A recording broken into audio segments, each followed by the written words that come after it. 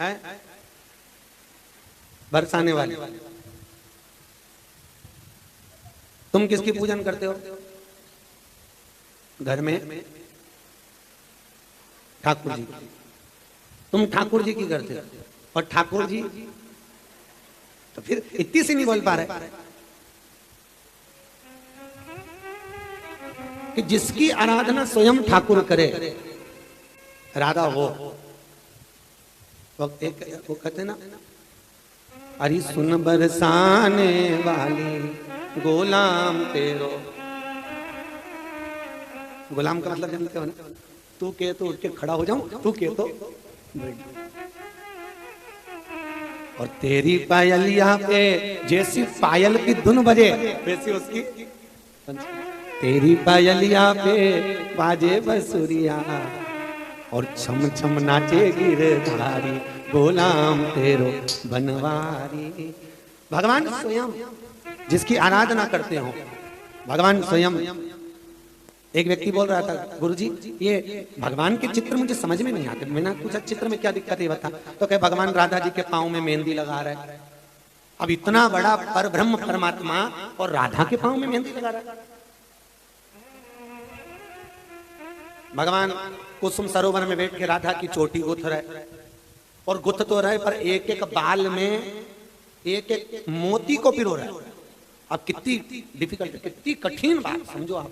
एक एक बाल में मोती को पिरो ना, उसके बाद चोट, जैसे आप लोग खजूर वाली चोटी नहीं गुथते, एक एक पंक्ति पकड़ पकड़ के फिर इधर से उधर करना, उधर से, कितनी कठिन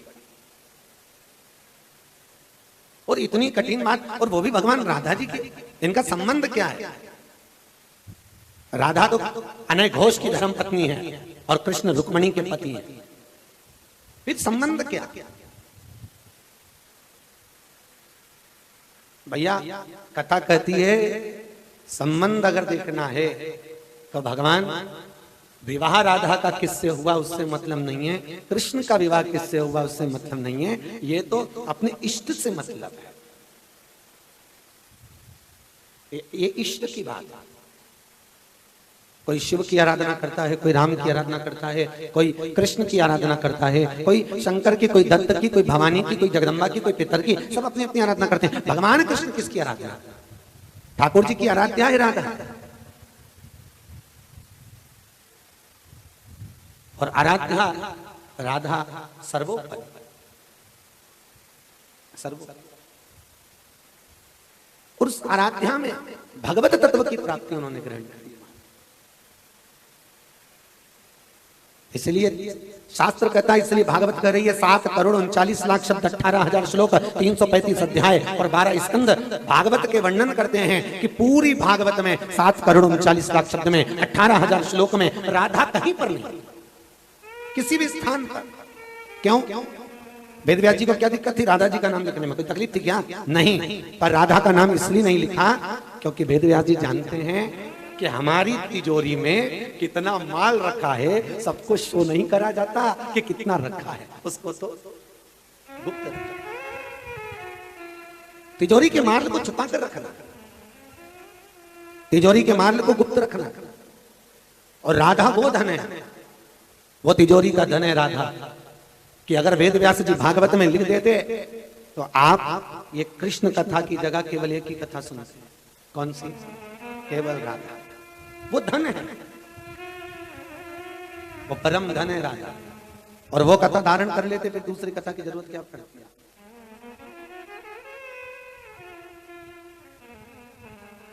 राधा राधा नाम रटत है जो नर आठो याम, उनकी बांधा दूर करे श्री राधे जो को नाम। केवल एक राधा तत्व ही पूरे 7,39,00,000 शब्द में 18,000 श्लोक में 335 अध्याय में 12 स्कंद में कहीं राधा का नाम नहीं। क्यों? क्योंकि राधा लिख भी देते तो तिजोरी का माल सामने आ जाता। भगवान की जो संपदा है, भगवान की जो दौलत है, भगवान की जो सत्ता है, वो सम्मुख आ जाती है, उसको लिखा नहीं, वर्णन ही नहीं करना।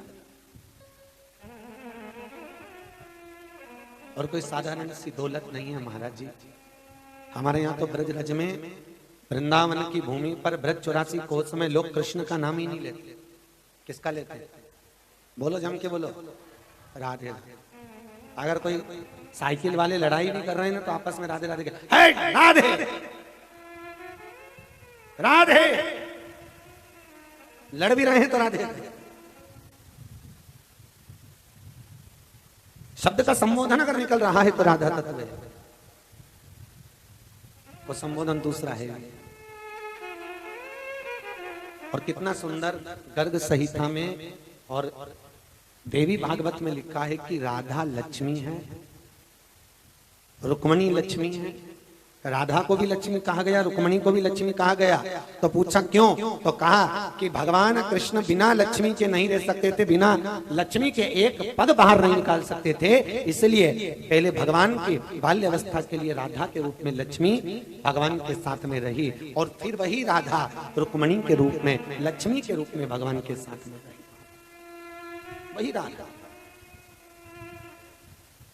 एक ही राधा, दो तत्व। ये उसी तरह जैसे अग्नि एक ही है, एक अग्नि शमशान की और एक अग्नि यज्ञ की। दोनों में शुद्ध अग्नि कौन सी है? जम के बोलिए, यज्ञ की अग्नि शुद्ध है। एक अग्नि शमशान की, एक अग्नि यज्ञ की। और यज्ञ की अग्नि को शुद्ध माना जाता है, शमशान की अग्नि को शुद्ध नहीं माना गया। अग्नि दोनों है, अग्नि वहां भी जल रही है, अग्नि वहां भी जल रही है। पर अग्नि तत्व की जो प्रधानता कही गई है, वो अग्नि तत्व की प्रधानता में यज्ञ की अग्नि को प्रथमता दिया गया। उसी तरह राधा बरसाने में भी है, राधा रावल में भी है, राधा वृंदावन में भी है, राधा गोकुल में भी है, राधा ब्रज रज में हर जगह विराजमान है। और वही राधा द्वारकापुरी में भी है, वही राधा द्वारका में भी है। और राधा तत्व की प्रधानता कहां पर ज्यादा है? ब्रज की रज में, बरसात।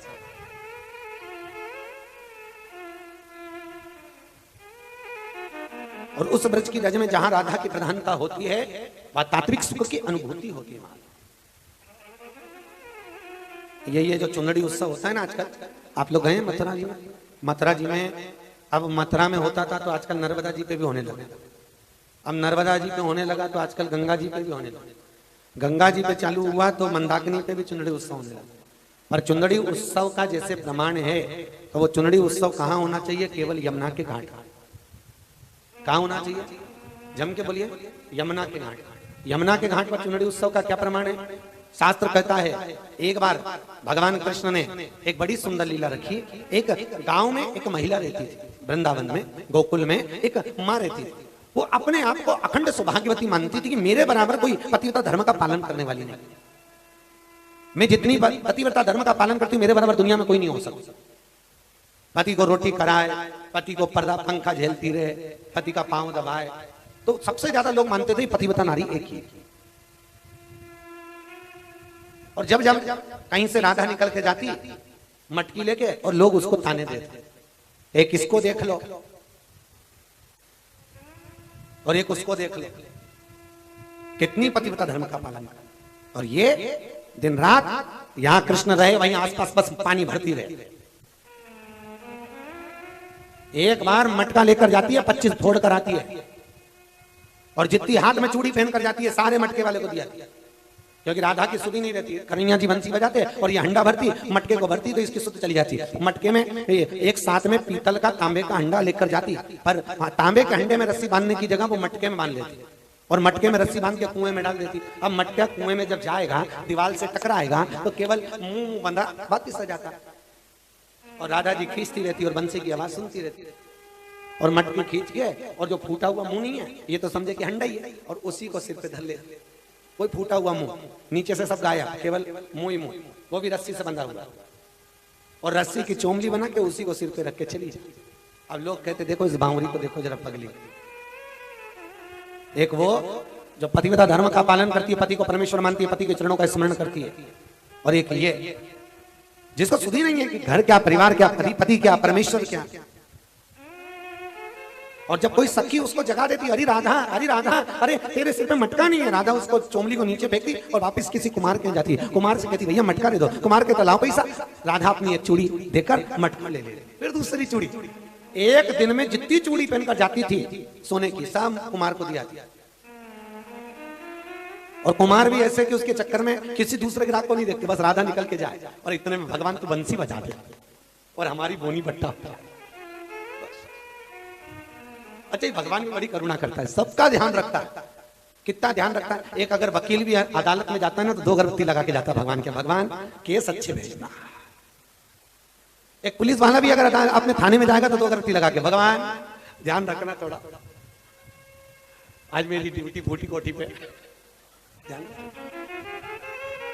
एक सेठ भी अगर दुकान पर साहूकार भी बैठा है तो 2 अगरबत्ती, भगवान जरा ध्यान रखना, तराजू बाट पे भी 2 अगरबत्ती लगाई, भगवान ध्यान रखना। और एक चोर अगर चोरी करने भी जाता है तो वो भी 2 अगरबत्ती लगा के जाता है, भगवान आज जगजीवन रामनगर में जा रही है, आज पाटनीपुरा जा रहा हूं तो ध्यान, वो भी 2 अगरबत्ती। पर भगवान की करुणा कितनी है, पुलिस वाले के लिए भी केस भेज रहा है, वकील के लिए भी केस भेज रहा है, डॉक्टर के लिए भी केस भेज रहा है, साहूकार के लिए भी भेज रहा है और साथ में चोर के लिए भी भेज रहा है। उसकी करुणा देखो कितनी, वो किसी को भूखा नहीं सुना। राधा जी चोरी भेज दे, अंडा खरीदती फिर भरती, फिर बंसी बच जाती, फिर शुद्ध बोल जाती। अब एक दिन भगवान कृष्ण ने सुन लिया कि मेरी राधा को ये लोग रोज ताना देते हैं कि उसको देख ले वो कितनी पतिव्रता धर्म का पालन करने वाली, और एक ये प्रपंचन ढोंगन। भगवान ने कहा रुक जा। आज भगवान कदम के पेड़ के ऊपर बैठ के बंसी बजा रहे थे और बंसी बजाते बजाते ठाकुर जी नीचे टपक गए, गिर गए। 5 वर्ष के भगवान, और जैसे ही नीचे गिरे, गिरते ही सारे वेद सारे औषधि ले लेकर आ गए, पर ठाकुर को होश नहीं आया। तब एक बूढ़े ग्वाले ने आकर कहा, भैया अब तो इसको होश जब आएगा जब इस घाट से लेकर यमुना जी के उस घाट तक कच्चा सूत बांधा जाए और उस सूत पर पतिव्रता धर्म का पालन करने वाली नारी जो पति को परमेश्वर मानती हो वो 1000 छिद्र करे हुए घड़े को लेकर जाए। कितने छेद? 1000 छेद करे हुए घड़े को लेकर जाए और यमुना जी के बीचों बीच में से कच्चे सूत पे चल के पानी भरकर लाए, और जो कन्हैया को पानी पिलाए तो कन्हैया उठ के बैठ जाएगा। अब इतनी बड़ी बात में तुम्हारा ध्यान कहाँ जाएगा? जो पतिव्रता है, क्योंकि हमारे गांव में तो एक ही पतिव्रता है, हमारे गांव में तो एक पतिव्रता धर्म का पालन करने वाली एक ही नारी है जो पति को परमेश्वर मानती है। इतने में सारे गांव के लोगों ने कहा बस उसी के पास चलो। सब हाथ जोड़ के खड़े हो गए, जी जी, अरे ओ जी जी, तो चल चल, और तू तो पतिव्रता धर्म का पालन करती, अब तो वो और अकड़े, सिर पे पल्लू लेके ऐसी अकड़े और अकड़े। अरे जी, तो पतिव्रता धर्म का पालन करती है, तो पति को परमेश्वर मानती है, तो पति के चरणों को रोज नमन करती है, पति के चरणारविंद का स्मरण करती है, पति को जिमा कर तू जिमती है, पति जब भोजन करे तो पंखा झेलती है। नहीं तो आज की नारी तो पति के ही नहीं झेले बाप रे, कितनी बड़ी बाड़ी तो पंखा, कितनी बड़ी बड़ी। अब नारी तेरे से निवेदन है, तू चल, और तू 1000 छिद्र करे हुए घड़े को लेकर जाना और कच्चे सूत पे चल के यमुना जी के यहाँ घाट से वहां घाट तक और बीच में से जल भर के लिया। ठीक है चलो। अब और अकड़ अकड़ के गई, ये घाट से लेके वहां घाट तक कच्चा सूत बांधा और उस पे चलकर वो जाने लगी। जैसे ही एक पांव कच्चे सूत पे धरा, धरते यमुना जी में बड़बड़ कर बह। अब जो यमुना जी में बही तो दूसरी गोपी ने उसका हाथ पकड़ के निकाला, ललिता जी, और इतने में विशाखा बोली अब कन्हैया कैसे बचेगा। ललिता जी बोली एक काम करो, अब अपने ब्रज में कोई पतिव्रता धर्म का पालन करने वाली दूसरी गोपी हो तो देख लो। सारे गांव के लोग बोले कोई हो तो बताओ, तुम्हारी पत्नी को बुला लाए कि उसको मत लाना, वो तो बहुत गाली देती मेरे को। तुम्हारी पत्नी को कि उसको भी मत लाना, वो तो पहले से जिम के बैठ जाए, बाद में मुझे जिमा, उसको भी मत ला। तुम्हारी पत्नी को कि लाने से कोई फायदा नहीं है, वो तो मेरे से 5 मिनट सही से बात नहीं करे। अब सब ऐसे ऐसे बोले तो बुलाए किसको। इतने में ललिता जी बोली राधा इधर आ, तू कन्हैया के लिए चली। राधा बोली मैं, हाँ। गांव के लोग बोले अरे इसका तो चरित्र ठीक नहीं लगता, ये कहां जाएगी पानी भरने के लिए। नहीं नहीं, ललिता जी बोली राधा जाए, ये दिन भर कृष्ण के पीछे डोलती है। अगर राधा ने अपना प्रीतम एक मान रखा होगा, एक का भजन करती होगी, एक को साधती होगी, एक का स्मरण करती होगी, तो फिर राधा जल लाएगी। कच्चा सूत बंधा, राधा जी चली। जैसे ही राधा जी चली, कच्चे सूत पर चलकर राधा जी बीच धान में पहुंच गई। यमुना जी का जल भरा, हाथ में 1000 छिद्र करे हुए कलश में भरकर राधा जी जल लाकर कन्हैया को पिलाई। कन्हैया उठकर बैठ गए। बस उसी दिन से चुनरी उत्सव होने लगा। ये घाट से अखंड सौभाग्य। और अखंड सौभाग्य के लिए जो चुनरी महोत्सव हुआ, राधा जी ने अखंडता का सुहाग को अमर कराया, अखंड सुहाग।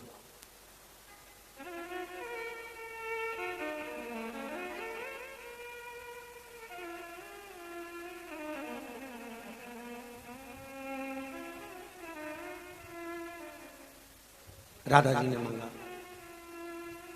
गांव के लोगों को समझ में आ गया कि राधा का जीवन कृष्ण है और कृष्ण का जीवन राधा। राधा बिना कृष्ण अधूरे हैं और कृष्ण बिना राधा अधूरे।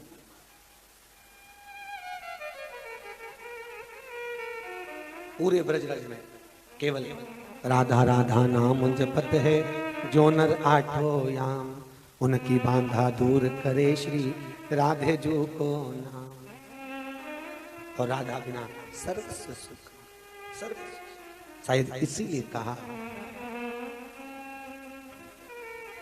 कि बिन पिए नशा हो जाता है, जो राधे राधे गाता है। बिन पिए नशा हो जाता है, सब गाइए, जो राधे राधे गाता है। बिन पिए नशा हो जाता है, जो राधे राधे गाता है।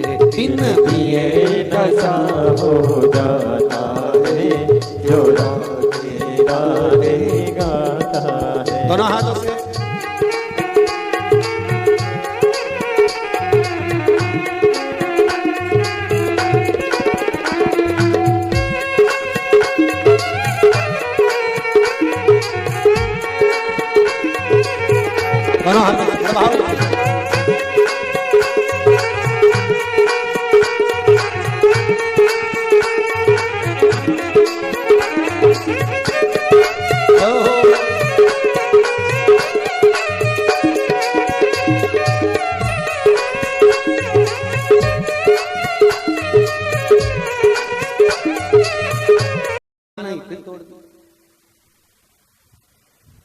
ये उसी में कहा ले, जैसे माताएं वो चीला बनाती है ना, गुड़ का चीला, वो लेटा।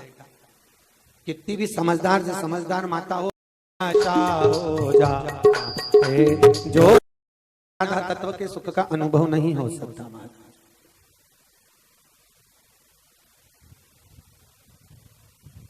और कृष्ण की जो आराध्या है राधा, पूरे ब्रजमंडल की जो आध्यात्मिक देवी है राधा, वो कृष्ण की भी आराध्या, भगवान कृष्ण की भी आराध्या। पर इस कृष्ण के पास राधा जी को लेकर कौन गया? आपको कौन लेकर आया है यहाँ पुगराज पैलेस में कथा सुनने के लिए? कोई ने कहा होगा ना, तो चल रही है क्या? मैं जा रही हूँ, देखो माता इशारा कर रही है, हमें ये लाई, हमें वो लाई। तो कोई तो तुमको लेकर आया, चलो कथा में चलो, कथा में चलिए। कोई लेकर आया होगा आपको।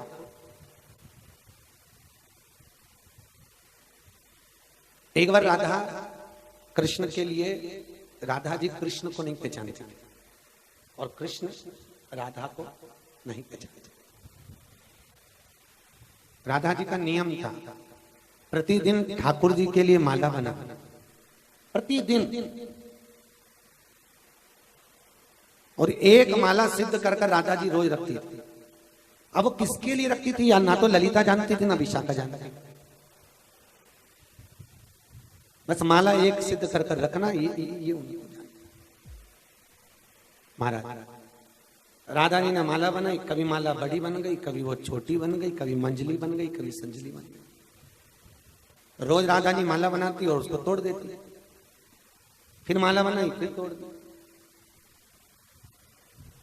ये उसी में कहा ले, जैसे माताएं वो चीला बनाती है ना, गुड़ का चीला, वो लेटा। कितनी भी समझदार से समझदार माता हो, पर पहला चीला तो बिगड़ ही सकता है। कितनी भी समझदार,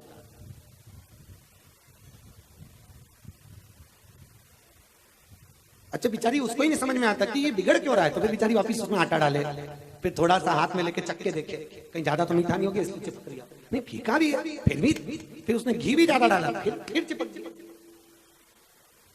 अच्छा 4-5 चीला तो उसका प्रैक्टिकल में चले जाता है कि ये सुधरेगा कब, और आखिर में चीला नहीं सुधरे, फिर वो सास से जाकर के मम्मी गुलगुला बना दूं क्या, तो मम्मी क्योंकि चीला बन नहीं दिया और गुलगुला झट कढ़ैया में तोड़ दूंगी तुरंत तैयार।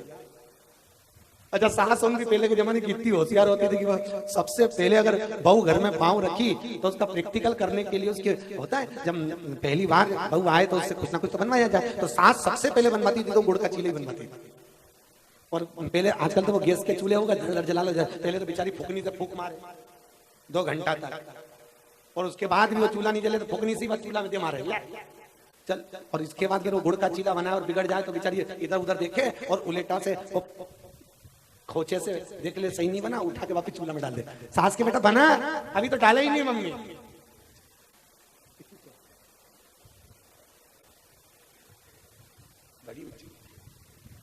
अच्छा होता है कभी कभी, एक नई नवेली बहू आई तो सास ने पूछ लिया बेटा तुझे कुछ बनाना आता है, सब आता है, आप बताओ क्या बनाना है। सास भी बहुत समझदार थी, उसने कहा एक काम कर, बहुत दिनों का मैंने आइसक्रीम नहीं खाई, आइसक्रीम बना। अब बहू ने आइसक्रीम बनाई, 2 किलो पहले किताब एड़ी पेटी में से और पढ़ती जाए रेसिपी बुक, 2 किलो दूध घुमाओ, गैस पे धर के इलायची पाउडर बेकिंग पाउडर सब डाल डुला के और फिर उतारो, 1 घंटा फ्रिज में रख दो। अब 2 घंटे बाद सास गई फ्रिज को खोलने पानी पीने, सास ने जो देखा तो आवाज लगाई बहू, ओ बहू, बहू दौड़ कर आई, हाँ मम्मी क्या बात है, मंदिर का घंटा फ्रिज में किसने रखा। मम्मी किताब में लिखा था 1 घंटा फ्रिज में रखो। सास भी माथा फोड़ी, अरे वाह जो बनाया था घोल वो 1 घंटा फ्रिज में रखना था, तो मंदिर का घंटा फ्रिज में रखे,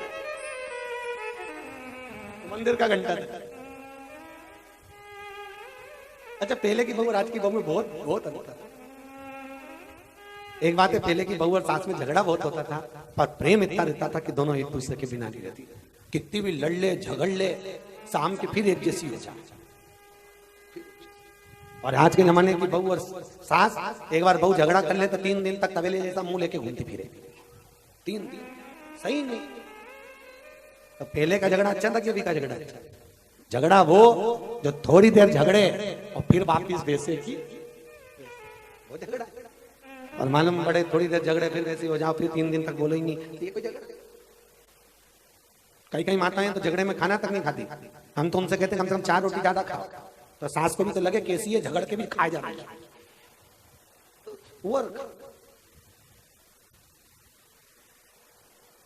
दुख ना मनाइए, खूब प्रेम से खाइए, तात्विक कसुक करिए। अब राधा जी माला बनाए वो तोड़ दे, बार बार तोड़ रही क्योंकि सही बन नहीं रही, अब नहीं बने तो बनाऊं कैसे। एक दिन ललिता जी वहीं पर बैठी थी और उसी समय पर ललिता जी ने राधा जी को देख लिया, और राधा जी को देखकर ललिता जी बोल दी क्या राधा तू ये माला बनाती रोज रोज, चल मैं तेरे को एक नाप दिलवाती हूँ माला का, जिस माला को तू एक बार बनाएगी फिर वो माला का बार बार नाप गड़बड़ होगा ही नहीं। और माता शारदा की बेटी विशोक की पुत्री ललिता राधा जी को लेकर पहुंच गई। ललिता जी के माता पिता का नाम था, माँ का नाम शारदा, पिता का नाम विशोक। ललिता जी चल मेरे साथ। और विशोक जी की पुत्री ललिता राधा जी को लेकर जैसे ही पहुंची और भगवान कृष्ण कदम वृक्ष के नीचे अकेले बैठकर छोटे से कन्हैया, छोटा सा कन्हैया कदम के पेड़ के नीचे पड़ी थी बालू रेत, और उस बालू रेत में हाथ से खोद खोद के घर बना रहा। कौन? पहले आपने भी बहुत बनाए होंगे, ऐसी बालू रेत का ढेर रहता था, उसमें पानी पड़ जाता था तो नीचे से खोद खोद के उसका ढेर। अब कन्हैया जी तो पूरे आड़े पड़े चित्ते रेत के सामने, और रेत इधर कन्हैया जी इधर, और पड़े पड़े एक हाथ से घर बना रहे। ललिता जी ने उधर से राधा जी को कहा उधर से तू बनाना चालू। अरे तो तू बोल रही थी कि मैं ऐसा नाम बता दूंगी कि माला तोड़ना नहीं पड़ेगी, एक जैसी माला बनेगी। तो तू तो ये हाथ यहाँ घर बनाने से क्या मतलब, अरे तो बना तो सही, रेत का बड़ा सारा डेला, इधर से कन्हैया बनाए, उधर से राधा जी बनाए, बनाती बनाती बनाती बनाती, पहले ऐसा होता था डेला बनाते बनाते हाथ मिलाते, अब राधा जी का हाथ कन्हैया से मिल गया। अब जैसे ही हाथ मिला, मिलते से कन्हैया को तो लगा कोई है, राधा को लगा कोई चूहा है, और राधा जी ने हाथ को खींच लिया और जम के चिल्लाई, चूहा आया चूहा आया चूहा आया। कन्हैया जी उठ के देखे राधा जी के स्वरूप को, राधा कृष्ण के स्वरूप को देखकर दोनों स्तुप्त हो गए। और ललिता जी बोलती हैं, राधा जी ये वो स्वरूप है जिस स्वरूप के गले की माला तुम अगर बनाओगी तो ना कभी छोटी बनेगी ना कभी बड़ी बनेगी, क्योंकि कृष्ण के लिए बना हुआ हर सामग्री ठाकुर जी को समर्पित की गई, हर वस्तु कोई छोटी और बड़ी नहीं होती, वो ठाकुर के हिसाब से बनती है, ठाकुर को समर्पित आप बनाइए।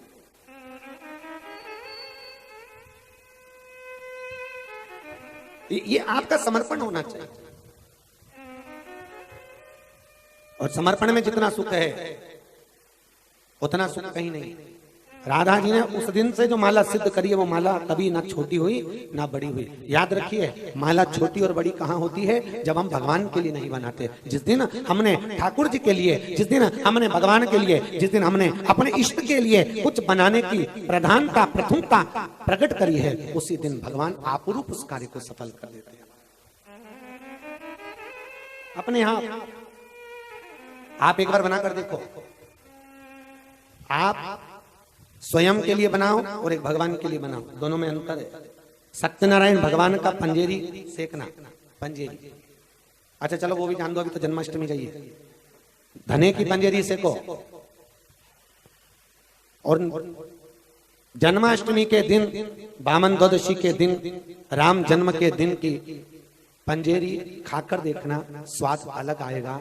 और कल अपने घर पे जाके पंजेरी सेक के खाकर देखना, उसमें स्वाद नहीं आएगा, उसमें स्वाद की अनुभूति नहीं, वो स्वाद नहीं है। जो भगवान को समर्पित हो गया उसमें आप रूप स्वाद बढ़ गया।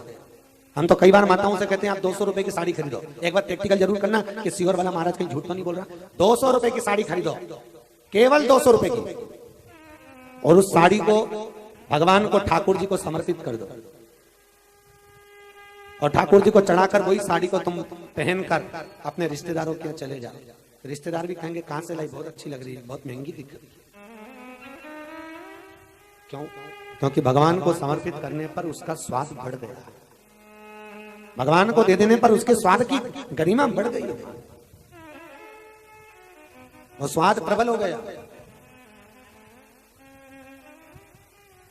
आप देखकर देखिए, कुछ भी बनाओ, ना छोटा बनेगा ना बड़ा बनेगा, भगवान आपको, आप जिस भाव से ठाकुर जी को रिझाने के लिए बनाओगे वो भाव समर्पित हो। अभी ये जवर जी बैठे हैं, कथा के मुख्य यजमान, इन्होंने भी जगन्नाथपुरी में अगर मन में विचार आया होगा तो इन्होंने सोचा होगा एक छोटी सी कथा हम भी कराएं। उन्होंने सोचा होगा छोटी सी कराएं, पर भगवान को जैसी कराना है, ठाकुर जी को जैसी कराना होगी वो वैसी ही कराए। आपके सोचे से कुछ नहीं है, आपके तो मन में केवल भाव आ गया कि मुझे कथा कराना है, आपके मन में तो भाव प्रकट हो गया कि मुझे कथा सुनना है, आपके मन में तो केवल भाव आ गया, पर कराने वाला तो स्वयं जगन्नाथ, कराने वाला तो स्वयं ठाकुर है ना। हम क्या, हमारी निमित्तता क्या है? हम तो केवल प्रदान कर देते हैं कि ये रखा है, आप ग्रहण करें।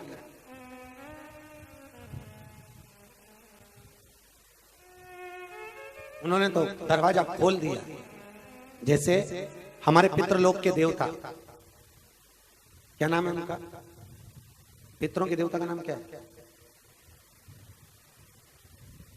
अरे बोलो जल्दी से, पितृलोक के देवता का नाम क्या है? आर्यमा। क्या नाम है? आर्यमा। पितरों के देवता आर्यमा जब पितर लोक से दरवाजा खोलते हैं, और दरवाजा खोलने के बाद हमारे पितर दरवाजे से बाहर निकलकर हमारे दरवाजे पर आकर खड़े होते हैं, तो उनको ये महसूस नहीं होता कि पितरों को तो उन्होंने छोड़ दिया, अब मन अपने पितरों का है कि वो उस स्थान पर जाकर अपने भाग को ग्रहण करें।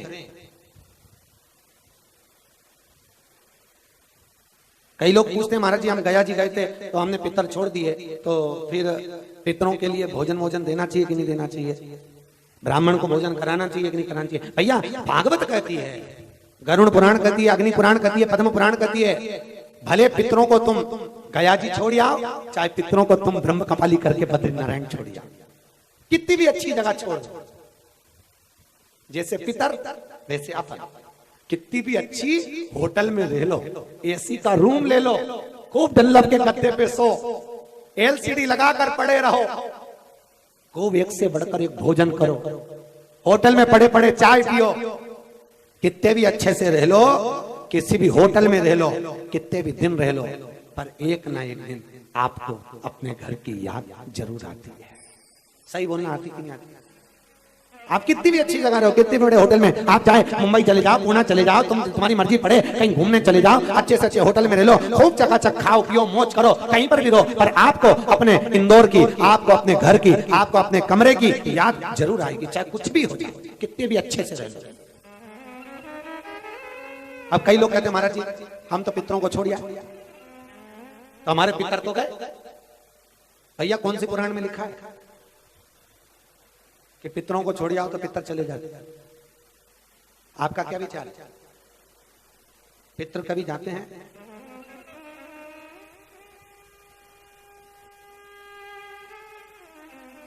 पक्षी पूरे आकाश पर उड़ेगा, पर आकर उसको कहीं ना कहीं अपने कोटर पर बैठना पड़ेगा। पितर जाते हैं, आप गया जी छोड़ दो, चाहे ब्रह्म कपाली कर बद्रीनारायण छोड़ दो, पर हमारे घर के पितर घूमकर वर्ष में एक बार 16 दिन श्राद्ध के हमारे दरवाजे पर आशा लेकर आते हैं। एक 16 श्राद्ध में और एक कोई धार्मिक आयोजन में, धार्मिक आयोजन में भागवत हो, रामायण हो, गीता हो, सत्संग हो, भजन हो, कीर्तन हो, हमारे पूर्वज आते हैं, भाग लेते हैं,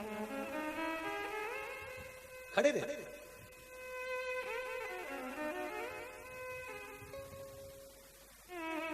कल ये जवर परिवार के वो काका जी महाराज वो बैठे कुर्सी पे, तो वो कल इनको बोल रहे थे कि जब गुरुजी भोजन करें तो थाली लेकर जाओ, समय पे चाय देकर आओ। मेरे को लगता है काका जी ने कहीं ना कहीं कथा सुनी होगी, क्योंकि 7 दिन भागवत में हमारे 7 पीढ़ी के, कौन कौन सी 7 पीढ़ी? पिता के घर की 7 पीढ़ी और माँ के घर की 7 पीढ़ी के पितर, दोनों माता महा पिता महा के घर के पितर 7 दिन भागवत सुनने के लिए विराजमान होते हैं। हम अगर किसी गुरुजन की, ब्राह्मण जन की सेवा करते हैं, हमारे पूर्वजों को वो भाग प्राप्त होता चले जाता है। उस भाग के कहीं सुना होगा, इसलिए उन्होंने कहा सुख की अनुभूति के लिए। जो पितरों का देवता है आर्यमा, हम क्यों देते हैं कि भैया कुत्ते की रोटी दो, गाय को रोटी दो, कौए को रोटी दो? हमारे हिंदू धर्म में तो कहीं नहीं लिखा कि कौए को रोटी दो, क्योंकि कौआ जयंत, इंद्र का पुत्र जयंत कौए का रूप कराया था, भगवान ने उसकी एक आंख को फोड़ दिया था, तो कौए का तो चरित्र नहीं होना चाहिए। पर आर्यमा जो पितरों का देव है आर्यमा, वो कौए पर बैठता है और कौए पर बैठकर 16 दिन श्राद्ध में घूमने के लिए आता है। पितरों का समय होता है 10:30 से 11:30। कितनी बजे? जम के बोलिए।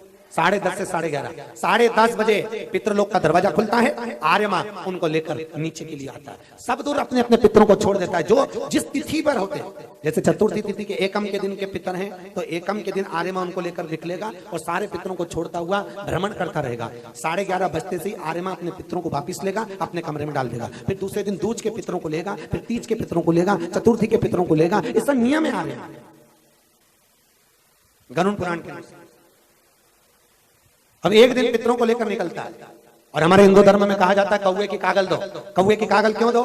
क्योंकि हमारे पितर हमारे दरवाजे पर आए और हम उनको समय पर भोजन नहीं दे पाए। अगर छत पर पड़ा हुआ भोजन वो कौवा, आर्यमा का कौवा अगर खा लेगा, चोंच में भर लेगा, एक बंदर एक कौवा, 2 की आदत होती है। बंदर भी भोजन को यहाँ इकट्ठा करता है, कौवा भी भोजन को यहाँ इकट्ठा करता है। कौवा भोजन हमारे छत का खाएगा, आर्यमा के साथ जाएगा, और पितृलोक में जब पितर अंदर जाएंगे, हमारे पितर अगर भूखे रह गए होंगे, समय पर भोजन नहीं मिला होगा, तो कौवा अपने मुंह से कागल निकालकर उन पितरों को दे देगा, तो हमारे पितरों को संतुष्टि हो जाएगी। इसलिए कौवे को भी भाग दिया जाता है।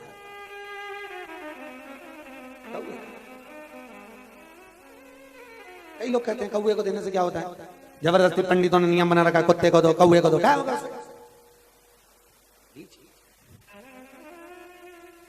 कोई कह रहा था महाराज जी हमारे घर के बड़े श्राद्ध करते हैं तो हम नहीं करते।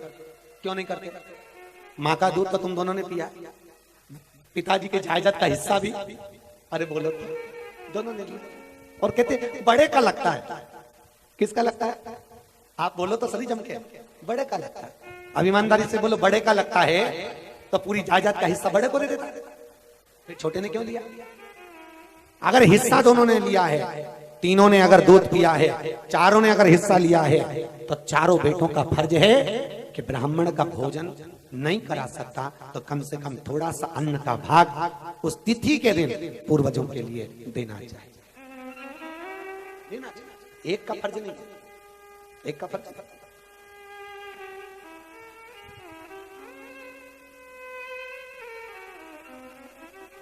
एक का फर्ज नहीं है। कई जगह तो लोग भागवत में नियम नहीं करते। अगर भागवत का नियम अगर आप धारण करें तो भागवत में लिखा हुआ है, पितृ भागवत में 52 तरह की भागवत होती है, उसमें पितृ भागवत में लिखा है कि अगर आपको लगता है कि हमारे पूर्वज कथा सुनने के लिए आए हैं तो उसका भी प्रैक्टिकल करके देखो कि आए कि नहीं आए।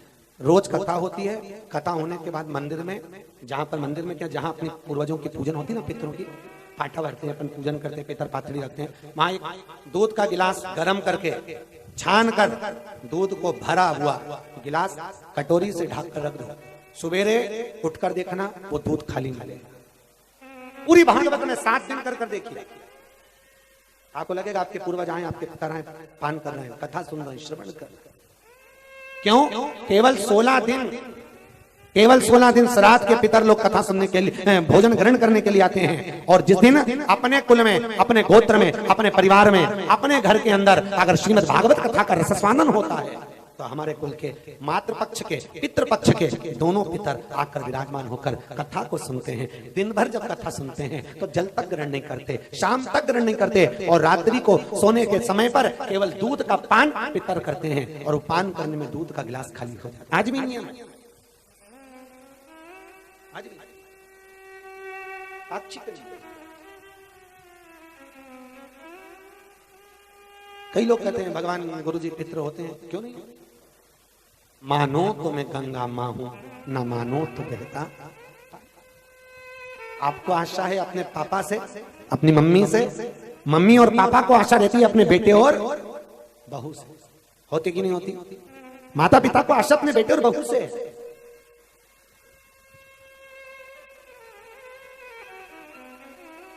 आज अगर जबर परिवार में ये बाबूजी और माता पिता अगर कथा करवाना है तो इन्होंने पहले बेटे और बहू से कहा होगा, बेटा कथा करवाना है, मन हो रहा है कथा करवाना, तो बेटे बहू ने आगे रहकर कहा होगा, हाँ पापा करो, देखा जाएगा जो होगा करेंगे।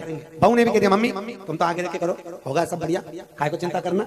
जब बेटे और बहू तत्परता में आगे रहकर कहते कि मम्मी करो, पापा करो, हम बैठे हैं, क्या चिंता करना, तुम तो करो, तो माता पिता बेटा और बहू से आशा रखते हैं, और बेटा और बहू माता और पिता से आशा। हमारे पूर्वजों को, हमारे पितरों को हमसे आशा है, और हमको उनसे आशा, हमें उनसे आशा।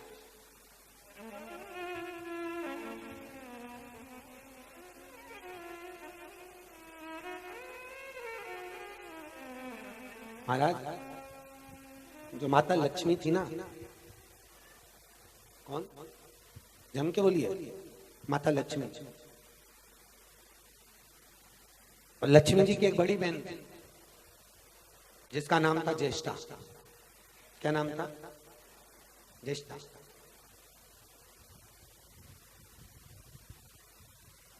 वो भगवान विष्णु को बड़ा चाहती, बहुत प्रेम करती, बहुत चाहती, और ज्येष्ठा ने ये विचार कर लिया था कि मैं नारायण को अपना पति बनाऊंगी। और जिस समय विवाह का समय आया तो भगवान नारायण ने माला किसको पहनाई? ज्येष्ठा को कि लक्ष्मी? लक्ष्मी उनकी।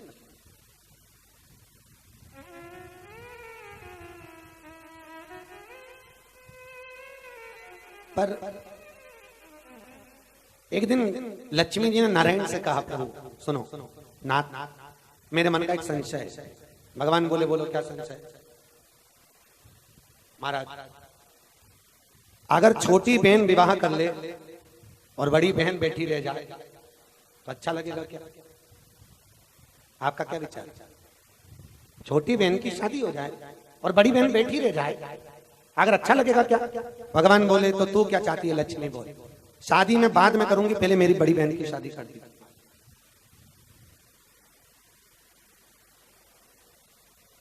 ठीक है। भगवान नारायण ने उसी समय ज्येष्ठा के लिए दुस्साह मुनि को बुलाया। क्या नाम था? दुस्साह मुनि। और दुस्साह मुनि को बुलाकर कहा, दुस्साह जी मेरा आपसे एक निवेदन है, आप मेरी ये लक्ष्मी की जो बड़ी बहन है ज्येष्ठा, आप इससे विवाह कर लीजिए। ज्येष्ठा से विवाह कर लिया। अब ज्येष्ठा को तो आप जानते हो, लक्ष्मी की बड़ी बहन है। ज्येष्ठा का नाम है, मूल नाम है इसका दरिद्रता। क्या नाम है? दरिद्रता। एक लक्ष्मी है, दूसरी जम के बोलिए दरिद्रता। उसका नाम है ज्येष्ठा, दरिद्र। दुस्साह जी आप दरिद्रता से विवाह कर लीजिए। दुस्साह जी ने कहा मैं विवाह तो कर लूंगा, मना नहीं है, पर महाराज इसको विवाह कर कर मैं लेकर कहां जाऊंगा? नारायण बोले अब आपकी धर्मपत्नी, आप जहां रहे अपने आश्रम में ले जाओ, जाइए। दुस्साह जी ने लक्ष्मी जी की बड़ी बहन ज्येष्ठा से विवाह करा और उसको लेकर चले। अब जैसे ज्येष्ठा दुस्साह मुनि के घर में पहुंची तो वहां पर घर में प्रवेश करते से ही वहां तो हवन हो रहा है। ओम विष्णवे स्वाहा, ओम इंद्राय स्वाहा। इतने में तो दरिद्रता ने कानों को बंद करा और भाग गई। क्योंकि दरिद्रता जहां यज्ञ हो, दान हो, पुण्य हो, सत्कर्म हो, वहां दरिद्रता क्या करे? भागी। अब जैसी भागी तो दुस्साह मुनि उसको पास में गए। दुस्साह ने जाकर कहा ज्येष्ठा हुआ क्या तेरे को? अरे ज्येष्ठा हुआ क्या? दरिद्रता तुझे हुआ क्या? अब दुस्साह जैसे ही पूछे तो ज्येष्ठा के मुझे यहां नहीं ले सकती, मैं यहां नहीं। अरे तू हुआ क्या है तेरे को? चल अंदर। वापिस हाथ पकड़कर जैसे ही दुस्साह मुनि ज्येष्ठा को लेकर अंदर गए, फिर आहुतियां, यज्ञ, अनुष्ठान की आवाज आई। फिर मुझे नहीं, मैं नहीं रह सकती। महाराज दुस्साह मुनि इसको लेकर तुरंत गुरुदेव के पास में पहुंचे और वशिष्ठ बाबा के पास में पहुंचकर जब लेकर चले तो ये गुरुजी के पास में भी नहीं जाती, बहुत दूर खड़ी, और गुरुजी यहाँ, दुस्साह मुनि यहाँ। अब ये गुरुजी के पास में भी नहीं जाए और ये कि मैं यहाँ कब तक खड़ी रहूंगी? आप एक काम करो, यज्ञ बंद करवाओ, ये दान, ये पुण्य, ये सत्कर्म बंद करवाओ और मुझे लेकर चलो। पति दुस्साह मुनि ने उसको ले जाकर पीपल के पेड़ के नीचे बिठा दिया। किसको? जम के बोलो, ज्येष्ठा। दरिद्रता कहां बैठी है? पीपल के पेड़ के। तो यहां बैठ जा। अब दरिद्रता पीपल के पेड़ के नीचे बैठ गई। दुस्साह मुनि गुरुजी से पूछे, गुरुदेव आप उपाय बताओ, मैं इसको कहां लेकर जाऊं? आप मुझे कुछ स्थान दे दो जहां पर मैं इसको ले जाकर वहां पर इसको बिठा दूं। दुस्साह मुनि ने जैसे पूछा तो गुरु बाबा बोले, एक काम कर, जो नारी दिन में सोती हो और जिसके यहां सुबह शाम झाड़ू ना लगती हो, जिसके यहाँ रात्रि भर बर्तन बिने मंजे पड़े हुए हों, जिसके यहाँ दरवाजे पर झाड़ू रखी मिल जाए, जिसकी चौखट पर गंदगी पड़ी दिख जाए, बस इसको लेकर तू उसी के घर में प्रवेश कर जा। कौन को लेकर? दरिद्र। दुस्साह जी ले जाओ इसको। महाराज ये स्थान तो कम पड़ रहे हैं, इसको कहां लेकर जाऊं? कहा जहां कांटेदार पौधे लगे हों, जहां पर कटहल का पेड़ लगा हो, बमूल का पेड़ लगा हो, नींबू का पेड़ हो, जहां पर पीपल का वृक्ष हो, जहां पर इसको लेकर उसके नीचे विराजमान।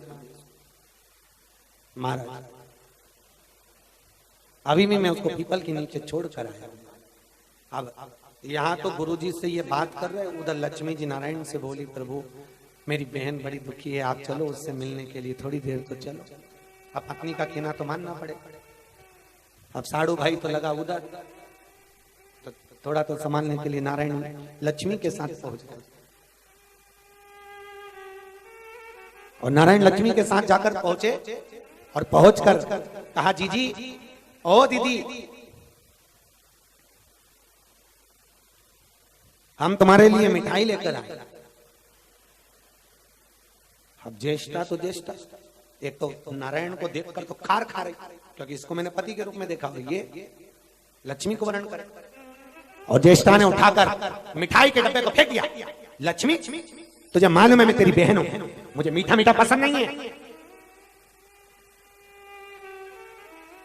मुझे खट्टा और तीखा पसंद है। अगर तू देना चाहती तो मुझे खट्टा तीखा देती। लक्ष्मी को मीठा प्रिय है, दरिद्रता को खट्टा और तीखा प्रिय है।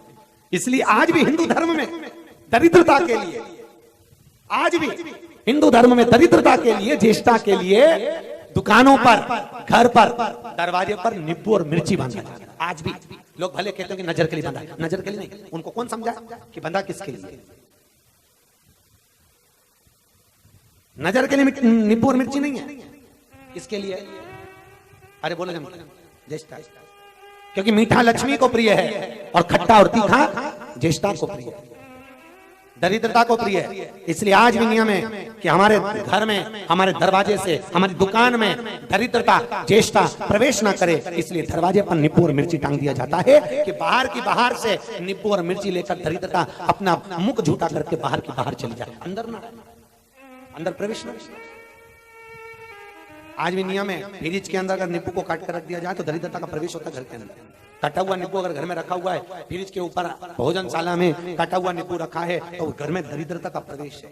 आखा नींबू है, थोड़ी देर के लिए, सुबह शाम। वैसे नींबू को हमेशा याद रखो, 12 महीने घर में नींबू नहीं रखो। नींबू रखने का भी नियम है, हफ्ते भर में खत्म हो जाए तो 1-2 दिन का गैप दे दो, फिर 2-1 दिन बाद लाओ। पर नींबू और मिर्ची अगर एक ही डलिया में रखे हैं तो दरिद्रता का भाव प्रकट होता है हमारा। आज भी नहीं है, ज्येष्ठा को प्रिय है, दरिद्रता को क्या प्रिय है? खट्टा और लक्ष्मी को बोलो जम के मीठा। आप ये ले जाइए। कई लोग कहते हैं महाराज जी हमने नजर के लिए रखा, नजर मजर का नहीं है भाई, दरिद्रता के लिए दिया है, तो लेकर चली जा, हमारे घर में मत आ। लक्ष्मी से तुरंत बोली, ज्येष्ठा तुझे लाना था तो खट्टा और तीखा लाना था, ये क्या लेकर आई है मेरे लिए? उठाकर फेंक दिया ज्येष्ठा ने। भगवान नारायण ने कहा लक्ष्मी जी से, लक्ष्मी तू चिंता मत कर, एक काम कर दीदी, एक काम करते हैं, आप ये पीपल के पेड़ के नीचे बैठी हो ना, आप बैठे रहो, मना नहीं है, आप पीपल के पेड़ के नीचे बैठो, मना नहीं है, पर केवल एक दिन ऐसा रहेगा, शनिवार का दिन, आज का दिन हम नारायण लक्ष्मी आपसे मिलने के लिए आए हैं। इसलिए पीपल के वृक्ष के नीचे जो शनिवार के दिन आपको कुछ दीप लगाएगा, पूजन करेगा, पीपल के वृक्ष के नीचे कुछ दान करेगा, वो नारायण और लक्ष्मी को प्राप्त करेगा, पितरों को फल प्राप्त होगा। आज भी नियम ऐसा, सुबह 7:30 बजे से लेकर 10:30 बजे तक पीपल के वृक्ष में भगवान विष्णु और लक्ष्मी का वासा होता है। उसके बाद में दरिद्रता तो जड़ में विराजमान है, पीपल के जड़ में दरिद्रता का निवास होता है। आज भी हिंदू धर्म में रीति है, केवल एक दिन छोड़ा जाता है, केवल एक दिन, रविवार का दिन, क्योंकि उस दिन दरिद्रता अपने पति दुस्सह मुनि के साथ पूरे पीपल के वृक्ष की परिक्रमा करती है। इसलिए हिंदू धर्म में रविवार के दिन पीपल के वृक्ष की पूजन का विधान नहीं है। हाँ, कोई लड़का लड़की अगर कुंवारा है, शादी नहीं हो रही, तो उसके पूजन का प्रमाण है, पर बाकी के पूजन का प्रमाण रविवार का नहीं। हिंदू धर्म में केवल एक ही दिन होता है, रविवार का दिन, केवल एक दिन, पूजन नहीं, पूजन नहीं दिया। तो यहां जो चरित्र कहा जा रहा है रुचिता, भागवत जी में वेद व्यास जी ने जो वर्णन करा है रुचिता के भाव को, कि भगवान कृष्ण स्वयं राधा के तात्विक सुख में है और राधा कृष्ण के तात्विक। जैसे ललिता जी राधा को कृष्ण से मिलाई हैं, उसी तरह लक्ष्मी जी भी दरिद्रता के पास नारायण को लेकर पहुंची। कथा कह रही है, कथा कथा श्रीमद् भागवत के सुंदर चरित्र में बहुत सुंदर वर्णन करते हुए श्री वेदव्यास जी ने वर्णन किया है। भगवान नारायण आनंद कंद परमात्मा, सुख आनंदित करने वाले भगवान शिव कैलाश पर विराजमान हैं। माता लक्ष्मी उनके पास में बैठी हैं और माता लक्ष्मी भगवान शिव बैठे हुए थे और उन्हीं के पास में माता पार्वती विराजमान थी। माता पार्वती ने शिव जी के गले में मुंडों की माला को देखकर प्रश्न किया, भोलेनाथ आपके गले में इतने सारे मुंडे किसके हैं? बाबा ने कहा पार्वती सब तेरे। पार्वती ने इतना सुना, पार्वती जी ने पूछ लिया इतने सारे मुंडे मेरे, मतलब मैं इतने बार प्राणों को त्याग चुकी हूँ? भगवान बोले हाँ पार्वती तू इतनी बार मर चुकी है। तो इतने में पार्वती ने कहा इसमें एक आध मुंडा तो तुम्हारा भी होगा। बाबा भोलेनाथ जी ने पूछा वो क्यों? पार्वती बोली इतनी बार मैं गई तो एक आध बार तुम भी गए हो। बाबा बोले मेरे प्राण नहीं छूटते, मैं अजर और अमर हूं। मेरे प्राण नहीं जाते, मैं अमर हूं।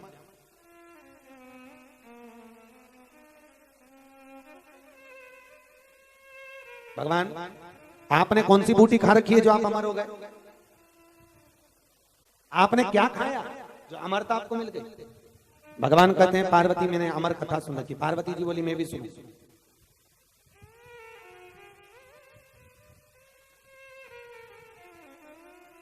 कितना सुंदर चरित्र है ना। शिव जी से पार्वती जी कह रही है कि आपने जो कथा सुनी है वो मैं भी सुनी। मतलब कथा पहले के समय में पति और पत्नी जब फ्री रहते थे तो भगवान की कथा पति कहता था, पत्नी सुनती थी। कभी पत्नी कहती थी, पति सुनता था। और आज बोलो तो हरिओ इंदौर वाली जी अच्छे से आज महाराज जी तो कहे ना शादी का 1 साल पति कहे पत्नी सुने, शादी का दूसरा साल पत्नी कहे पति सुने, शादी के बाकी के साल पति पत्नी दोनों कहे मोहल्ला सुने। हम कहां सुने? पार्वती जी कह रही है प्रभु हमको कथा सुनना है, आप कथा सुनाए।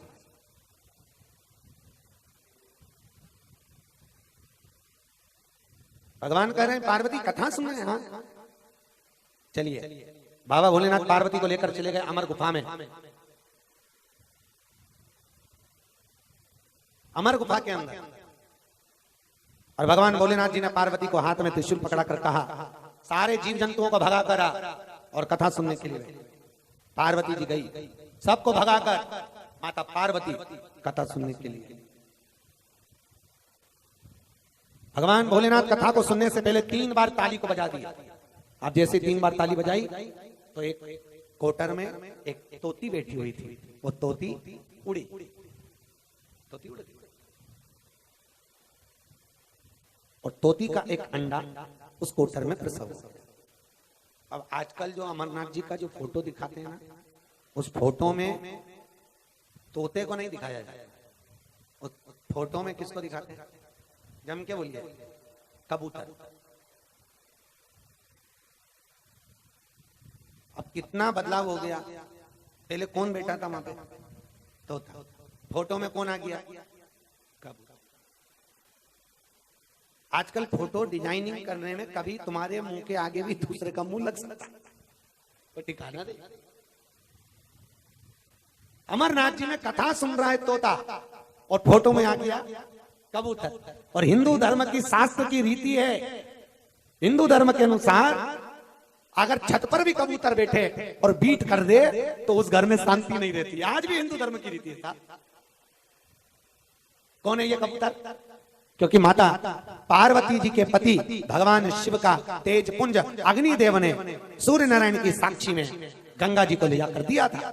इसलिए माता पार्वती ने अग्निदेव को श्राप दिया था, हे अग्निदेव, हे सूर्य देवता की साक्षी रखने वाले अग्नि, मैं तुझे श्राप देती हूँ कि तू कबूतर की योनि में हो जाए और तेरी बीट जिस छत पर गिरेगी उसके घर में संपदा की कमी नहीं होगी, लक्ष्मी की कमी नहीं होगी, पर शांति की कमी जरूर होगी। आज भी नियम है, घर में संपदा तो बहुत है, लक्ष्मी तो बहुत है, पर जिस घर के ऊपर कबूतर की बीट पड़ जाए उस घर में कभी शांति नहीं रहती। जरा जरा सी बात में झगड़ा होता है। पानी पड़ गया, लड़ाई हो गई।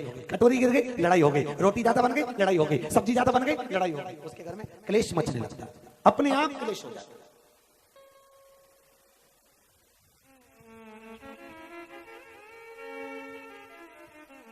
इसलिए हमारे हिंदू धर्म में कबूतर आदि पक्षी जितने भी होते हैं, जितने जितने पक्षी, इनको दाना डालने का भी एक स्थान होता है कि बगीचे में जाओ दाना डालो। आज के जमाने में लोग छत्ते पटक देते हैं। उनको कौन बताए भैया कि किसका बीट गिरने से कौन सा तत्विक दुख है, क्या बनना। अब फोटो में कौन था? तोता। बेट कौन गया? कबूतर। गलत। भगवान शिव ने कथा कहना प्रारंभ करी।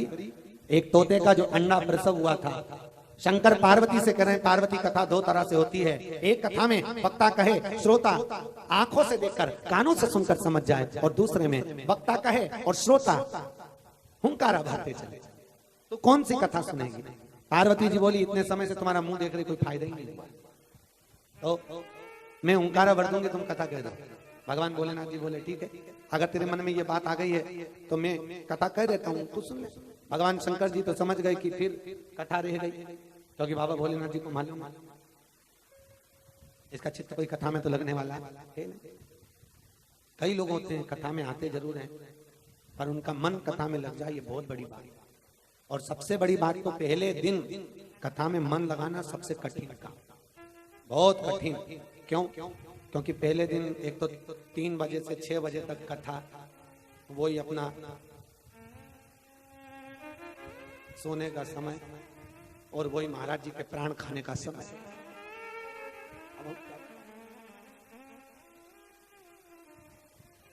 अच्छा, ये समय पे कोई बच्चा भी आके जगा दे नहीं तो फिर मम्मी की आदत है, जा दादी के पास, जा दादी के पास।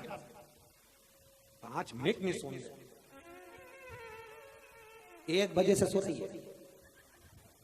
और बच्चे आए हैं 3 बजे स्कूल से, तो भी कह रही 5 मिनट में चल जा। पहले दिन कथा में मन लगाना बहुत कठिन काम, इतना कठिन, क्योंकि मन तो नयन में, टीवी में, फालतू की चर्चाओं में, और यहाँ 3 घंटे एक जैसी आसन से बैठना, वो भी।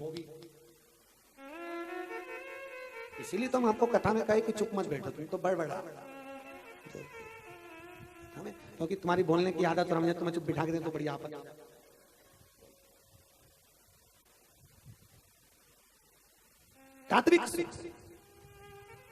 भगवान कथा कह रहे, पार्वती की कथा सुनने के लिए। भगवान शिव ने कहा कथा कैसे सुने? पार्वती का मैं ओंकारा भर दूंगा। अब ओंकारा भरी, प्रथम स्कंद, द्वितीय स्कंद, तृतीय स्कंद, चतुर्थ स्कंद, 8वें स्कंद तक ओंकारा भर।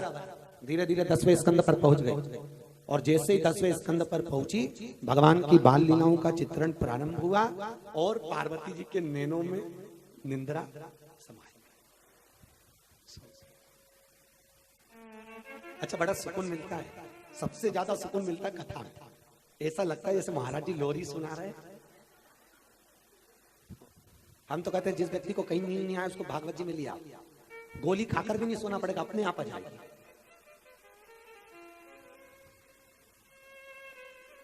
और पड़ोसन उठा, सो रही है, तो फिर ऐसी काय को कर रही? भगवान भाग गया तो बुला रही।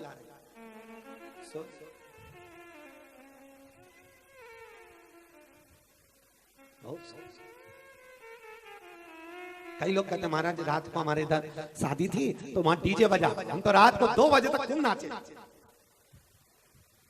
पर एक बात समझ में नहीं आती गुरुजी, सुंदरकांड में बैठो तो नींद आए, भजन में बैठो तो नींद आए। अभी वो आ रही है कल, वही हरतालिका बहन, हरतालिका तीज। ऐसे माताएं रात को 1-1 बजे तक नहीं सोती, और हरतालिका तीज के दिन 9:30-10 बजे तक पंडित जी का। अच्छा, ऐसी पूजन भी करेंगे तो ऐसी मुंगेरी लाल के हसीन सपने जैसी।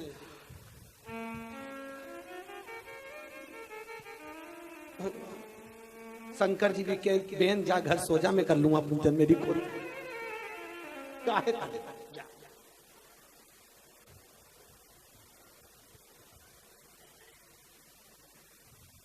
अभी एक वो अपन खाते हैं ना मंगरूल महाराष्ट्र में, विष्णु पुराण की कथा थी, तो वहां एक वो कौन सी छठ पड़ गई थी जिसमें खड़े रहते हैं? हाँ, उप छठ। 11:30 बजे तक मैं चांद नहीं निकला और बाई और न्यू ऊंचा कर, अब छत पे इतनी आवाज आए, हम नीचे आ गए। हमने कहा जीजी क्या हो गया? अभी तक नहीं निकला। हमने कहा कौन? तो कि वे चांद देव महाराज, चंद्र देवता निकलेगा तो निकल जाएगा, तुम तो आराम से बैठो। अरे महाराज जी आपको नहीं मालूम है छठ है? हमने कहा तो इसका मतलब तो खड़ी रहेंगे। तो हमने कहा सुबह से खड़ी है। बिल्कुल। मैंने भी भगवान से कहा भगवान निकलना ही मत ही आज तक। रोज वो पति को खड़ा रखे, जाओ पानी लिया, जाओ ये करिया, जाओ वो करिया। पूरे साल भर में एक ही दिन तो मिला पति की तमन्ना पूरी खड़ी खड़ी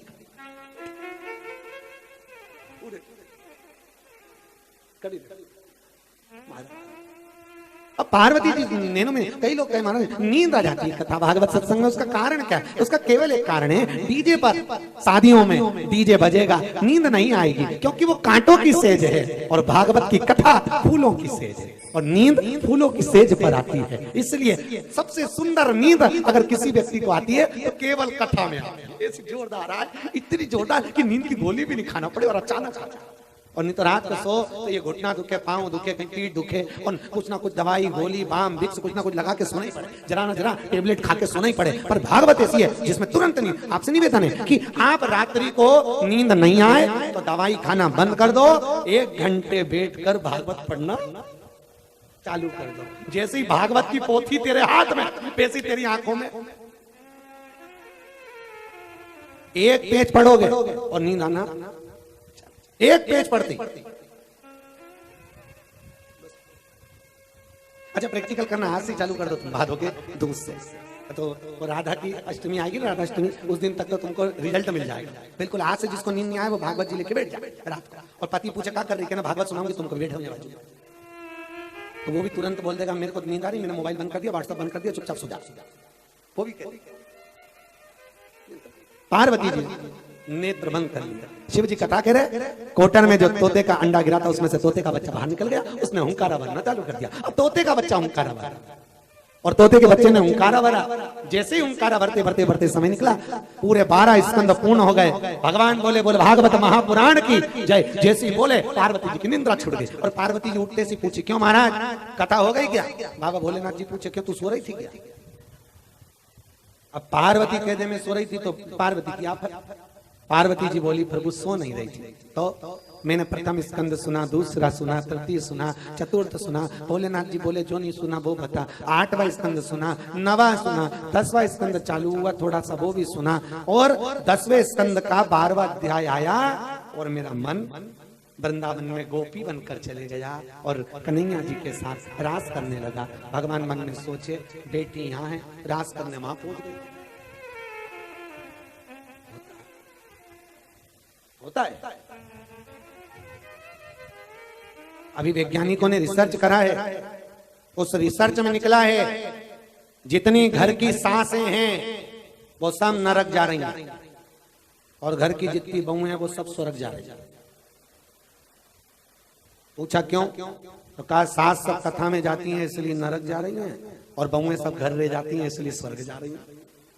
तो महाराज सास कथा में जाती है तो उसको स्वर्ग जाना चाहिए और बहू कथा में नहीं जाती तो उसको नरक जाना चाहिए। महाराज जी बोले क्या बताएं, जो बहू घर में रहती है ना, कोई भी पूछने आता है क्यों अम्मा जी नहीं दिख रही? अरे भैया वो पुखराज पैलेस में कथा चल रही है, जबर परिवार कथा करा रहा है। अच्छा आज से चालू हुई, सीवर वाला महाराज आया, कथा ही कथा की बात करे। आज गोकर्ण चरित्र होगा, कथा चालू हुई होगी, आज सुबह यात्रा निकली, वो कथा ही कथा की बात करे। और अम्मा जो कथा में बैठी, एक भगोनी दूध रख के आई थी फ्रिज के ऊपर।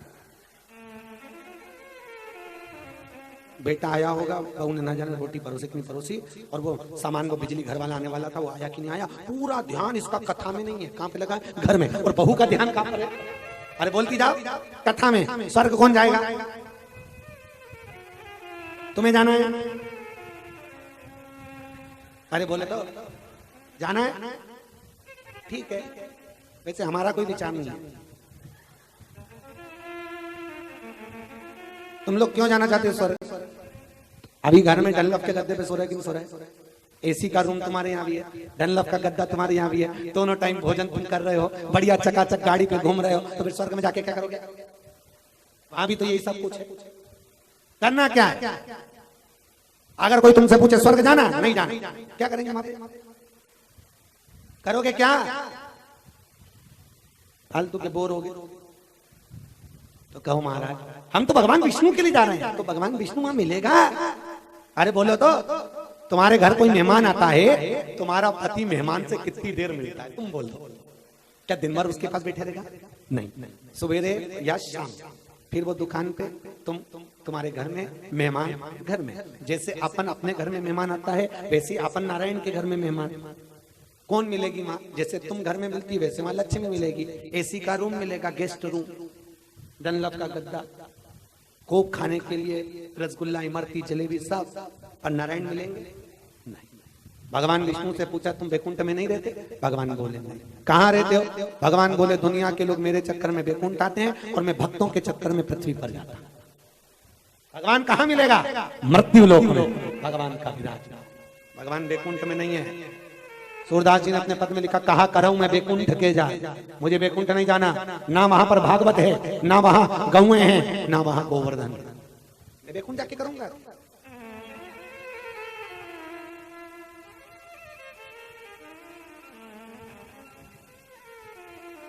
इसलिए कहां जाएंगे अपन? बैकुंठ नहीं, हमें तो भैया जहां पर भागवत होती हो बस वहीं सत्संग में जाना।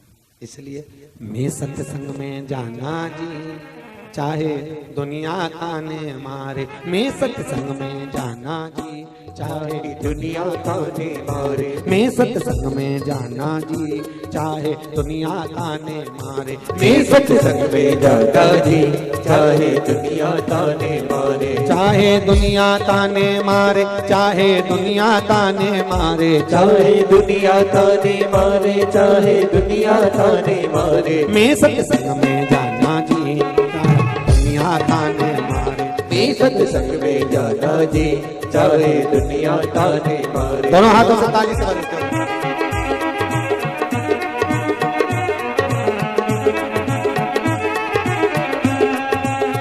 भाव से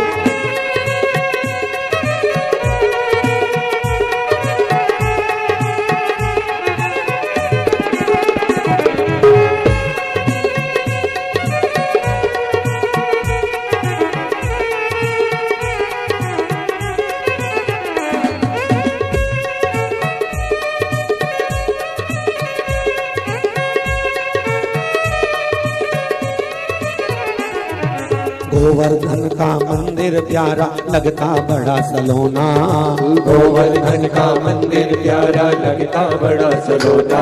ओ गोवर्धन का मंदिर प्यारा लगता बड़ा सलोना।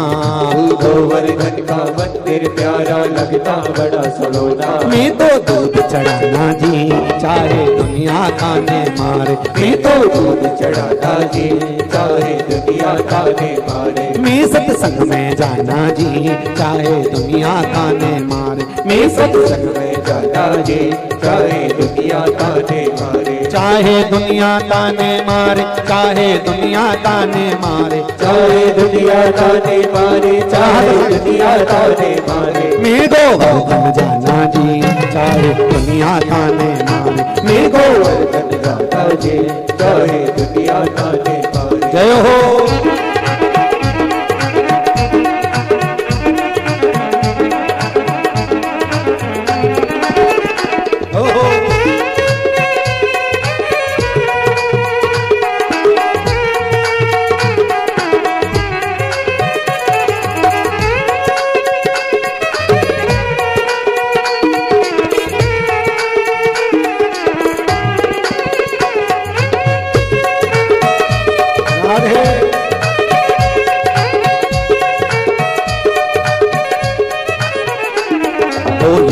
जी का घाट देखो लगता बड़ा सलोना। ओ यमुना जी का घाट देखो लगता बड़ा सलोना।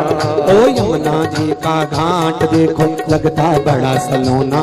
ओ यमुना जी का घाट देखो लगता बड़ा सलोना। मैं तो चीज चढ़ाना जी, चाहे दुनिया ताने मारे। मैं तो चीज चढ़ाना जी, चाहे दुनिया ताने मारे, चाहे दुनिया ताने मारे, चाहे दुनिया ताने मारे, चाहे दुनिया ताने मारे, चाहे दुनिया ताने मारे। मैं सत्संग में जाना जी, चाहे दुनिया ताने मारे, मैं सत्संग में जाना जी, चाहे दुनिया ताने मारे। मैं सत्संग में जाना जी, चाहे दुनिया ताने मारे। मैं सत्संग में जाना जी, चाहे दुनिया ताने मारे। बोल गोवर्धन नाम की जय। भगवान के सत्संग का सुख आनंदमय भाव से प्रतीत हो। कहाँ जाकर बैठो, कहाँ जाकर रहो, कौन सा स्थान ग्रहण करो, जगह भी अपनी निश्चित। कथा सुनी, भगवान शिव ने देखा पार्वती तूने हुंकारा नहीं भरा तो हुंकारा किसने? ध्यान गया सामने कोटर में तोते के बच्चे को देखा तो शिवजी ने उसको मारने के लिए त्रिशूल उठाया। तोते का बच्चा भागा, भागते भागते वो तोते का बच्चा व्यास जी महाराज के आश्रम में पहुंच गया।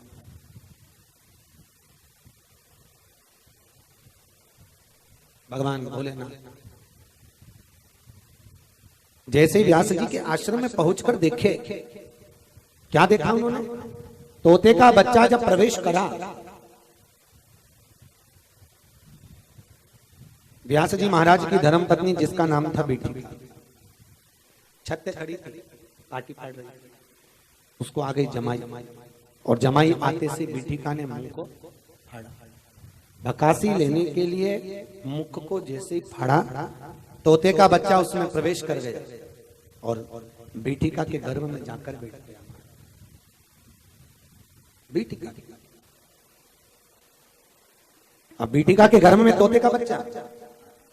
भगवान वेदव्यास जी के पास में शंकर जी ने आकर कहा, भोलेनाथ ने, नारायण ने आकर कहा, भगवान शिव आकर बोले, व्यास जी महाराज आपकी पत्नी हमारी दुश्मन है। व्यास जी बोले, धर्म पत्नी हमारी और दुश्मन तुम्हारी, ये कहाँ की रीति है?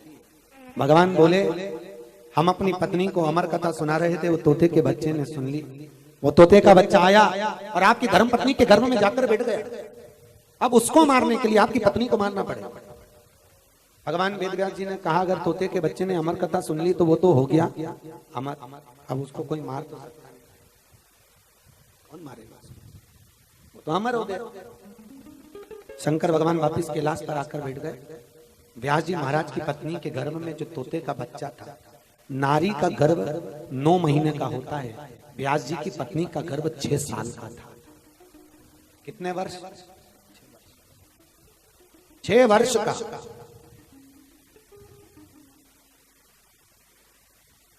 गर्भ में बच्चा 6 साल का विराट। अब वेदव्यास जी कुछ अपने शिष्यों को पढ़ाएं, उससे पहले वो तोते का बच्चा अंदर से बोल। आजकल की औलाद है,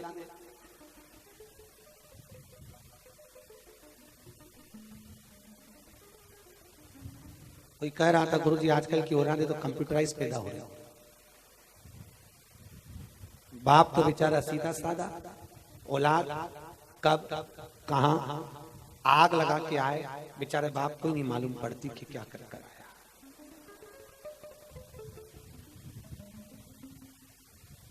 और इतनी औलाद चतुर। एक पोता दादी के पास बैठकर बोला, दादी ये किसका फोटो है? दादी बोली, बेटा ये तेरे दादाजी।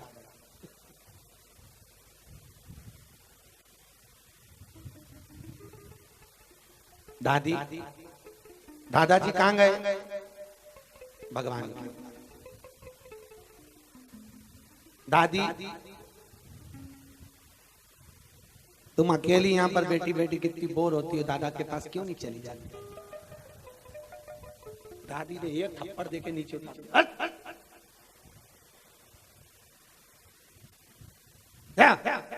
मम्मी के पास जाकर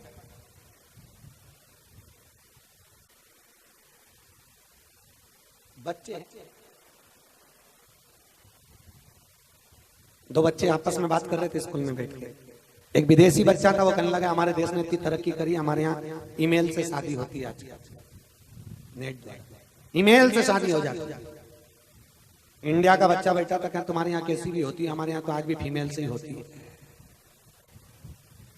तुम भले ईमेल से करो, हमारे यहाँ तो ईमेल से ही होता है। बच्चा बच्चा आज के युग की संतानें वेद व्यास जी तो कह रहे हैं, वेद व्यास जी तो वर्णन कर रहे हैं और अपने बच्चों को पढ़ाते हुए कुछ कहते और अंदर से बीठिका के गर्भ से तोते का बच्चा बोल देता।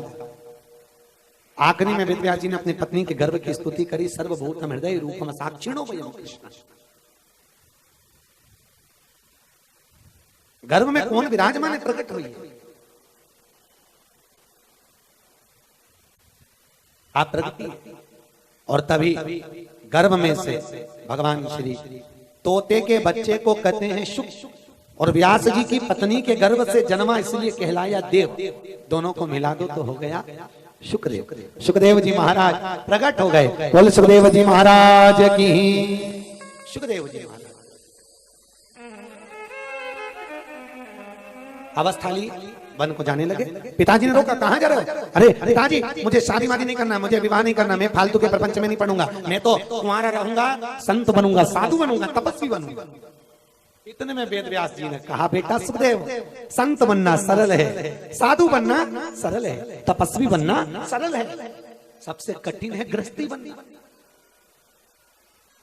आपका क्या विचार?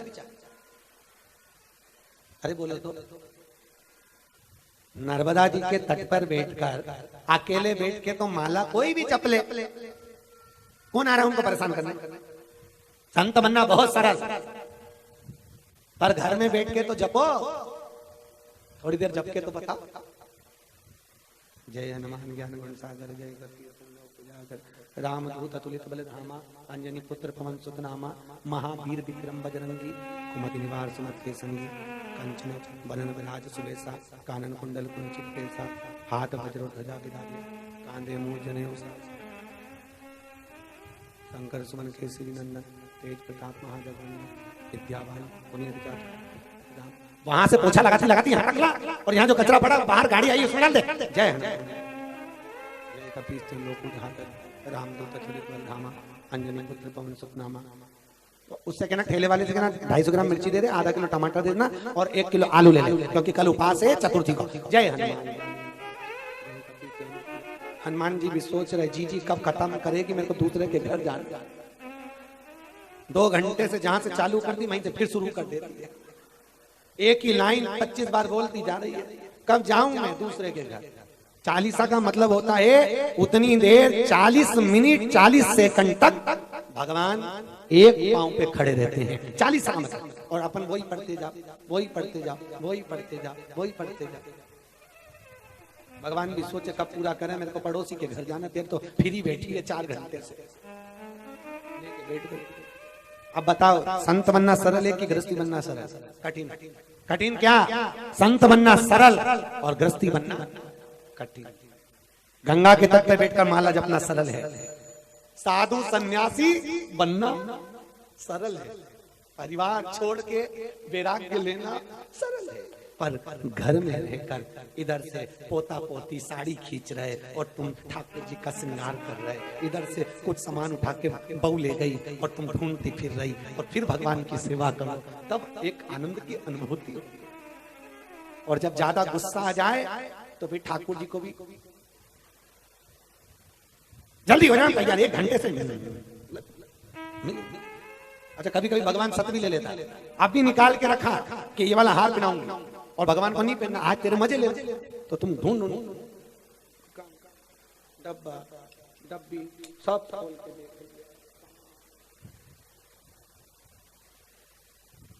और जल्दी का। आखिरी में नहीं मिला, दूसरा पिनाया, मन माफिक नहीं, दूसरा बस जैसे ही दूसरा पिनाया और उठ के कुछ सामान लेने गई और वहीं पड़ा हुआ दिख गया। लो अब ये भगवान भी कहते हैं मेरे पास में बैठने का मन नहीं होता तेरा, वो तो मैं ही हूं जो तुझे खींच खींच के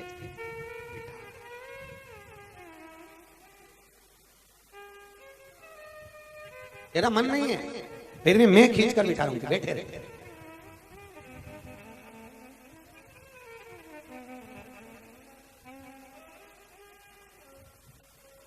और जो बहुत अच्छी सेवा करते हैं ना ठाकुर जी की, बहुत अच्छी सेवा जो ठाकुर जी की करते हैं। ठाकुर जी कभी उनको जीवन में शरीर का कष्ट नहीं देते, क्योंकि भगवान उनके बिना नहीं रहते और वो भगवान। और जो ठाकुर जी की सेवा में छल करते हैं, 2 अगरबत्ती लगाई, जल्दी जल्दी कपड़ा मपड़ा पहना के, भगवान कहते हैं अभी इसकी जरूरत मुझको, इसको मेरी जरूरत नहीं और मुझको। संत ना बनिए। भगवान वेदव्यास जी अपने पुत्र से कह रहे हैं संत मत बनना। संत का मतलब मालूम है? जिसने संसारिक वस्तुओं का अंत कर दिया वो संत है। महात्मा का लक्षण मालूम है? जिसकी नाचे आत्मा वही है महात्मा। संत ना बनिए, हमें संत नहीं बनने देना।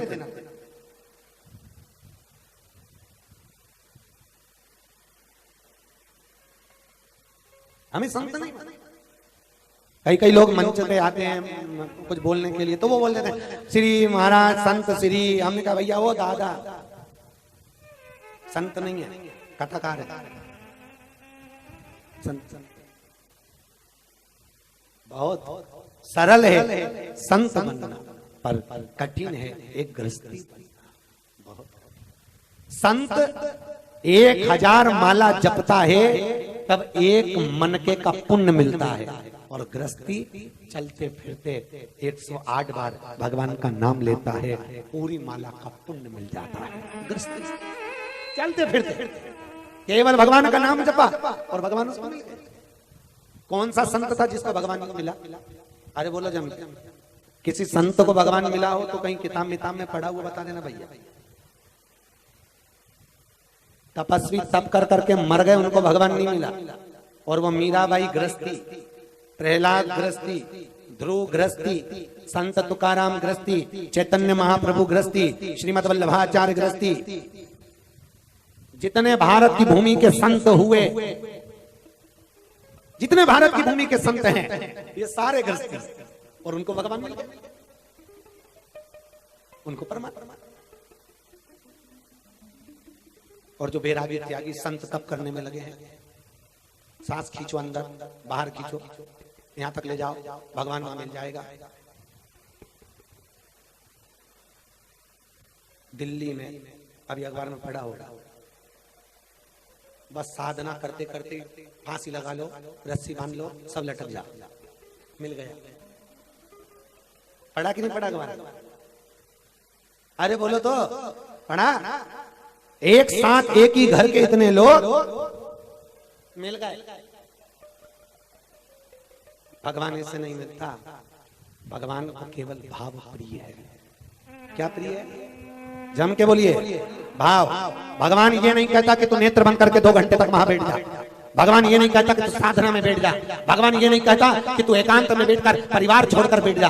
भगवान कहता है तेरे घर में रहना, कुटुंब में रहना, कबीले में रहना। संत तुकाराम अपने घर में रहते थे। पत्नी कितनी गाली देती थी, रोज कोसती, रोज गालियां देती, अपशब्द कहती, ताने देती। और संत तुकाराम पांडुरंगा विठ्ठला विठ्ठला विठ्ठला विठ्ठला। एक दिन संत तुकाराम बैठ के भजन कर रहे थे, इतने में पत्नी आ गई। पत्नी ने सारे ढोलक पेटी बजाते हुए, मंजीरा बजाते हुए लोगों को देखा और आते से कहा आ गए निठल्ले चोटे।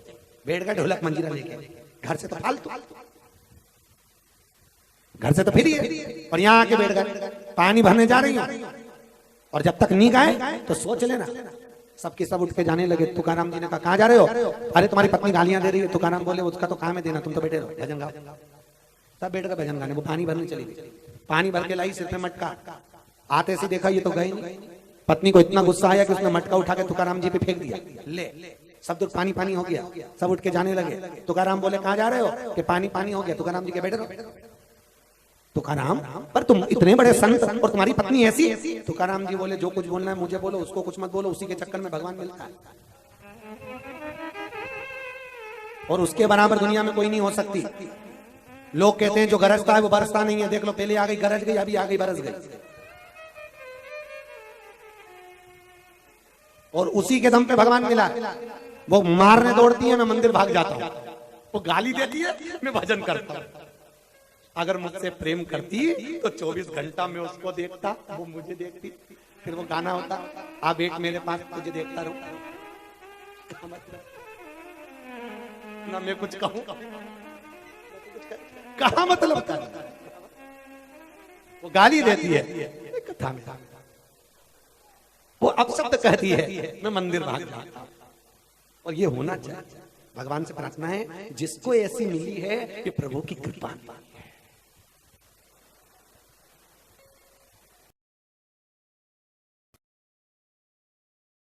लोग कहते हैं मां बनना इज, और जिसको ऐसी नहीं मिली भगवान से कहना अगली बार दे देना।